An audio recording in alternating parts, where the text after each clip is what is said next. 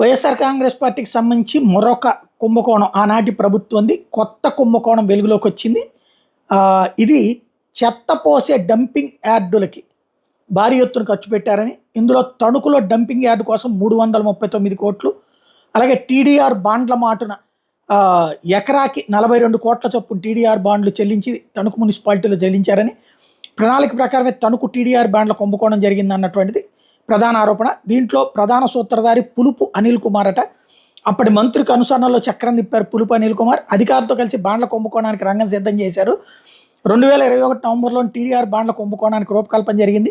Dumping యార్డుకి సేకరించే స్థలంలోనే భూమిని కొనుగోలు చేసిన పులుపు అనిల్, తనతో పాటు తన కుటుంబ సభ్యుల పేరిట భూములు కొన్న పులుపు అనిల్ కుమార్ 7.96 ఎకరాల భూమికి 339 కోట్ల టీడీఆర్ బాండ్లు పొందారు.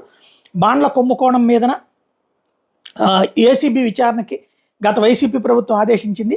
అయితే ఏసీబీ విచారణ తూతు మంత్రంగా సాగింది. టీడీఆర్ బాండ్ల కుంభకోణంలో ఒక్కళ్ళను కూడా అరెస్ట్ చేయలేదు ఏసీబీ. లోతుగా దర్యాప్తు చేస్తే వైసీపీ పెద్దల పాత్ర బయటపడే అవకాశం ఉంది. ప్రభుత్వం మారడంతో మళ్ళీ తెర మీదకి టీడీఆర్ కుంభకోణం వచ్చిందన్నటువంటిది ప్రస్తుతం మీడియా హైలైట్ చేస్తున్న అంశం.